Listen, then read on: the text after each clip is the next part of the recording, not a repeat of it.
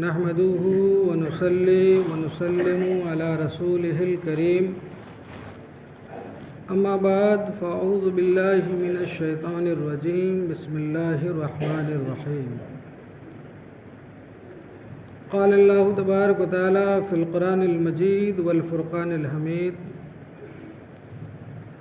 لقد رأى من آيات ربه الكبرى صدق الله مولانا العظيم وصدق رسوله النبي الأمين الكريم ونحن على ذلك لمن الشاهدين والشاكرين والحمد لله رب العالمين۔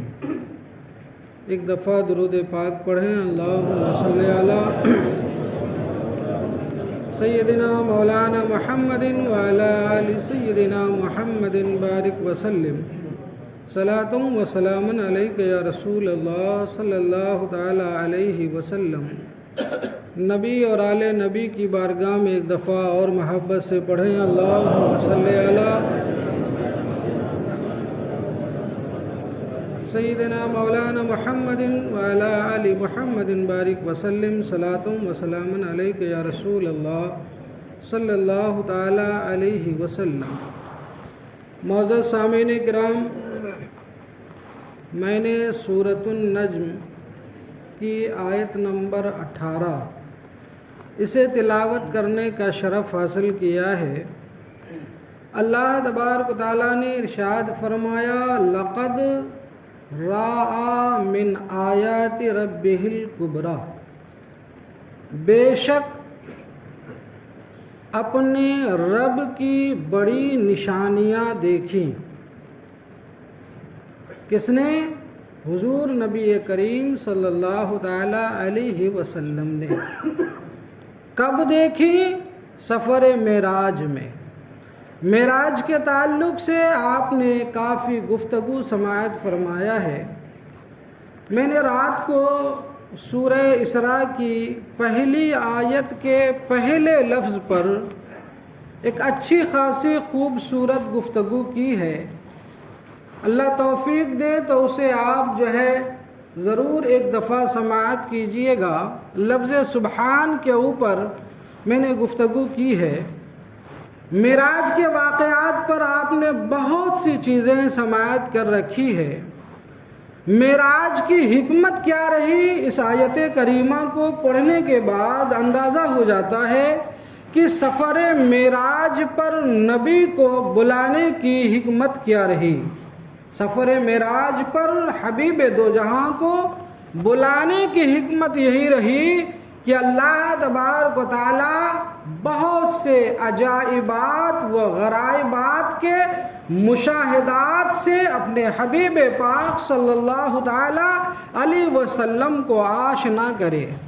حضور صلی اللہ تعالی علیہ وسلم کو مشرکین مکہ نے مکے کی سرزمین پر آپ پر دروازے اور مکان اور زمین کو تنگ کر دیا، اور جو ہے تنگ کر دیا تو یوں کہہ لیجئے کہ رب تبارک و تعالیٰ نے مشرکین مکہ کو باور کرا دیا کہ اے مشرکین مکہ، تم نے ہمارے حبیب صلی اللہ تعالی علیہ وسلم کو اپنا امام بنانے سے انکار کیا اور ان کے لیے جگہ تنگ کر دی، دروازے بند کر لیے، تو دیکھو میں اپنے محبوب کے لیے آسمان کے ہی دروازے کھول دیتا ہوں۔ سبحان اللہ۔ زمین کے دروازے تم نے تنگ کیے، ہم نے ان کے لیے آسمان کے دروازے ہی کھول دیے، اور تم نے مکے کی سرزمین میں ہمارے حبیب کو اپنا امام بنانے سے انکار کیا،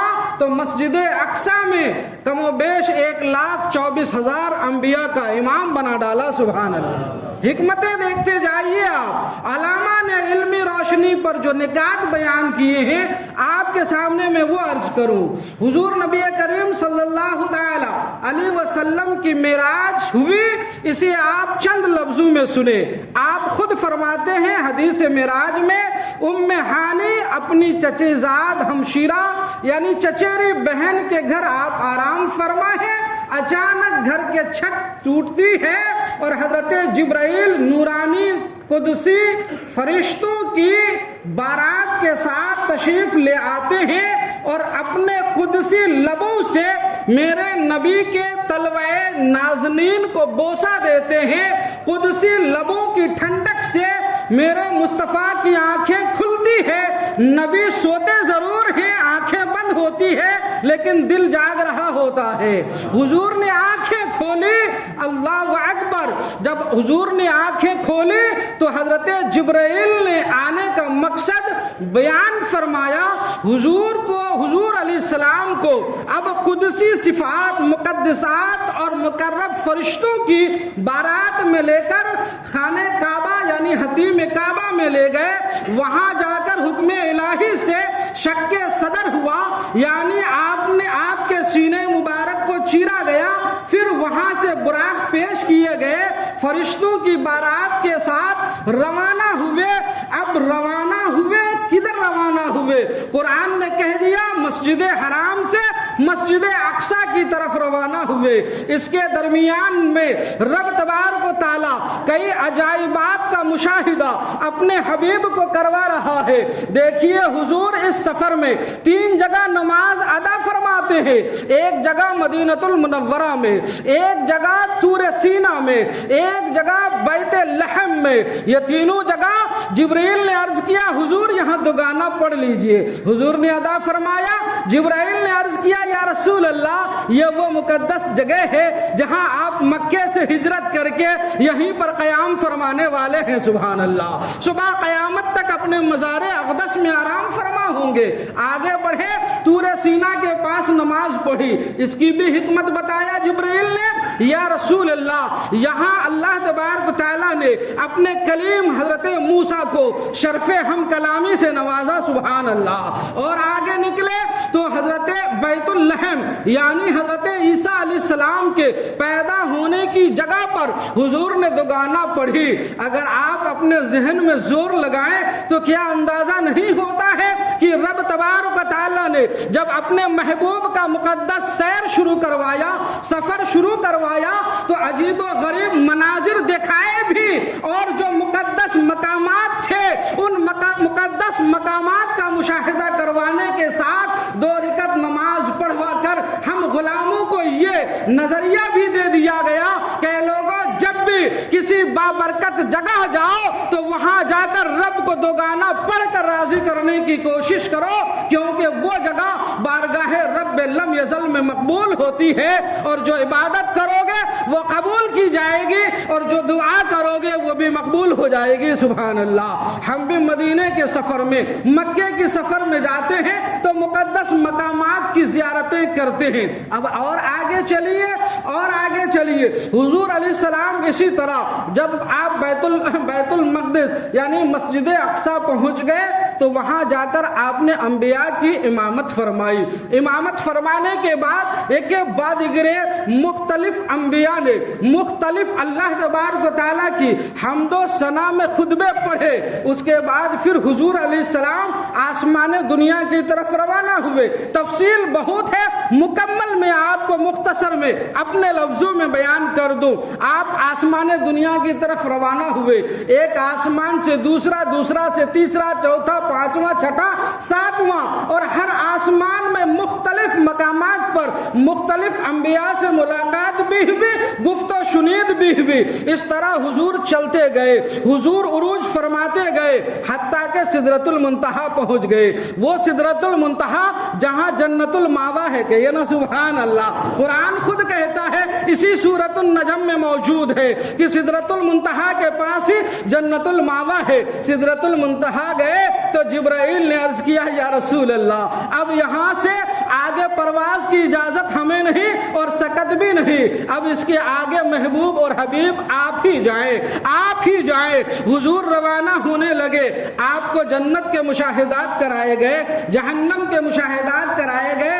الغرض حضور علیہ السلام آسمان دنیا سے اوپر, مکہ سے لامکہ گئے, قرب الہی میں گئے. قرآن نے خود ہی کہہ دیا کہ ایسی جگہ پہنچے, ایسی جگہ پہنچے کہ اللہ تبارک و تعالیٰ نے کہہ دیا، فرما ہی دیا محبوب قریب ہو جاؤ تو حبیب قریب ہو گئے، اور قرب کا مقام بہت بلند و بالا، اس تفصیل کی طرف جانے کی ضرورت نہیں۔ پھر اللہ اور اس کے محبوب کے درمیان کیا راز و نیاز کی باتیں ہوئی، وہ راز الہی ہے۔ حضور وہاں سے پلٹنے لگے، ہمارے اور آپ کے لیے رب نے 50 وقتوں کی نمازوں کا تحفہ دیا، یہ بھی آپ نے جانا، پھر مختصر کرایا گیا، 5 وقت کی پڑھو 50 وقت کا ثواب پاؤ، سبحان اللہ، 5 وقت کا پڑھو 50 وقت کا ثواب پاؤ۔ جب واپس ہونے لگے تو حضور علیہ الصلوۃ والتسلیم کو چونکہ مشاہدات عجائب و غرائبات کے کرانے تھے تو جنت بھی دکھائی گئی، دوزخ بھی دکھایا گیا۔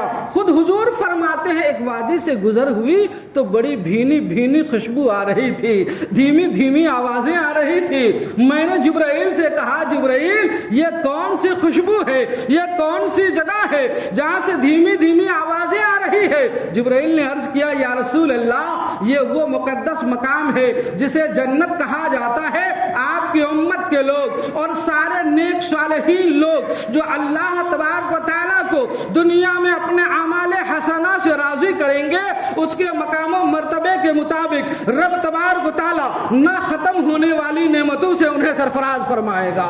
اسی کو تو جنت کہتے ہیں۔ یہاں یہ سیر کرایا گیا، اس کے آگے گئے تو اب ایک وادی ملی جہاں سے بڑی بدبو، بھیانک بدبودار جو ہے بدبو آ رہی تھی اور چیخو پکار کی آوازیں آ رہی تھی۔ حضور نے فرمایا جبرائیل یہ کون سی دہشت ناک آواز اور کون سی بدبودار وادی ہے؟ حضرت جبرائیل نے عرض کیا یا رسول اللہ صلی اللہ تعالی علیہ وسلم اسے دوزخ کہا جاتا ہے، اسے جہنم کہا جاتا ہے۔ بدکار اور گنہگار لوگوں سے رب تبارک و تعالی عدل فرمائے گا اور اس کے گناہوں کی سزا کے طور پر انہیں یہاں ڈالا جائے گا، انواع و اقسام کے انہیں سزائیں دی جائے گی۔ اللہ اکبر۔ مختلف حدیثوں میں یہ موجود ہے۔ حضور علیہ السلام نے فرمایا اچھا مجھے جہنم دکھایا جائے، مجھے دوزخ دکھایا جائے۔ جب حضور کو دوزخ دکھایا جانے لگا تو حضور علیہ السلام فرماتے ہیں یہ حدیث یاد کرو، بچوں کو یاد کرو، لوگوں کی محفلیں بیان کرو۔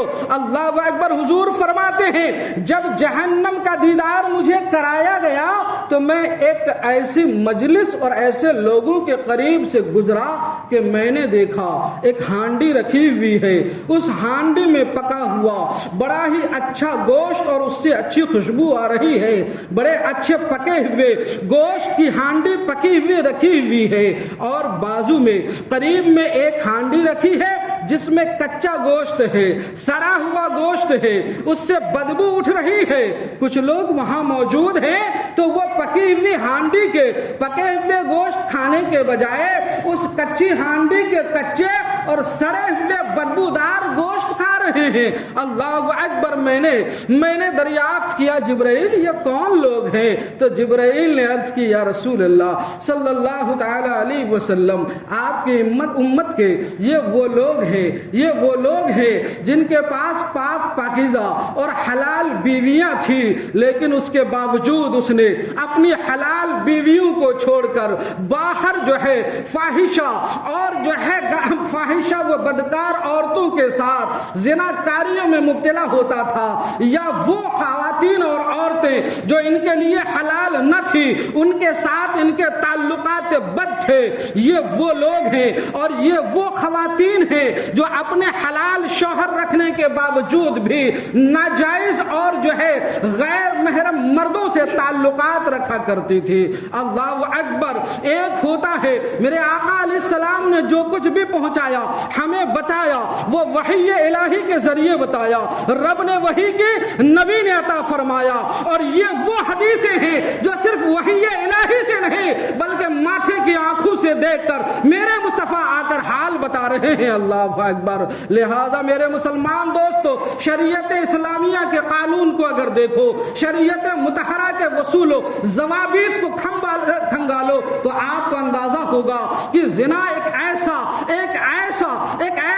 گناہ ہے اور اتنے سخت عذاب کا باعث ہے کہ زنا تو حرام ہی ہے، جو دوائیات زنا ہے یعنی زنا کی طرف دعوت دینے والے کام ہیں اس کو بھی شریعت مطہرہ نے حرام قرار دے دیا ہے، حرام قرار دے دیا ہے۔ حدیثیں آپ نے پڑھی ہے، آپ نے اپنی بیٹیوں کو باور کرایا، اپنی بیویوں کو باور کرایا، اپنی بہنوں کے جو ہے ہاتھ پکڑے اگر وہ بے پردہ گھروں کے باہر جا رہی ہوتی ہے، اسلام کے خلاف زندگی گزار رہی ہوتی ہے۔ اللہ اکبر، اللہ اکبر۔ میرے مسلمان دوستو، ایک حدیث پاک میں ہے، حضور علیہ السلام فرماتے ہیں میرا گزر جہنم میں کچھ خاتون یعنی عورتوں کے پاس سے ہوا تو دیکھا کہ اسے ان کے بال یعنی چوٹیوں سے باندھ کر جہنم کی آگ کے ساتھ لٹکا دیا گیا ہے، اور اسے بالوں کے ساتھ باندھ کر جب لٹکایا گیا ہے تو اس کو دماغ کھول رہے تھے۔ میں نے پوچھا جبرائیل یہ کون ہے؟ جبرائیل نے عرض کیا یا رسول اللہ یہ آپ کی امت کی وہ عورتیں ہیں جب یہ گھروں سے باہر جایا کرتی تھی تو غیر مردوں سے اپنے سر کے بالوں کو نہیں چھپایا کرتی تھی۔ یہ وہ عورت ہے جب سر کے بال کھلنے پر اتنا سخت عذاب اور اتنی شدید تکلیف میں مبتلا کیا جا سکتا ہے۔ اب ذرا اسے آپ پریکٹیکل میں اسے غور کر کے اس پر تجربہ کرنے کی روشنی میں اپنی نگاہوں کے سامنے منظر رکھیں اور سوچیں اللہ اکبر، سوچیں اللہ اکبر، ایک انسان کو ان کے بالوں کی چوٹیوں سے پکڑ کر رسیوں سے باندھ کر اسے چھت سے لٹکا دیا جائے تو کتنی تکلیف ہوگی، اس کا کوئی اندازہ نہیں کر سکتا۔ آئیے نا وہ حدیث پاک تو میں نے آپ کو سنایا ہے لیکن منشے کے مطابق بھی ذرا تو سنیں۔ ایک صحابی رسول نوجوان ہے، ابھی نئی شادی ہوئی ہے، نئی نویلی دلہن گھر مدینے میں چھوڑ کر حضور علیہ السلام کے ساتھ جنگ میں جاتے ہیں۔ جب واپسی ہوتی ہے میرے مصطفیٰ کی عادت کریمہ تھی مدینے میں دخول سے پہلے مدینے میں پیغام بھجواتے تھے ہم واپس آ چکے ہیں، مدینہ آنا چاہتے ہیں۔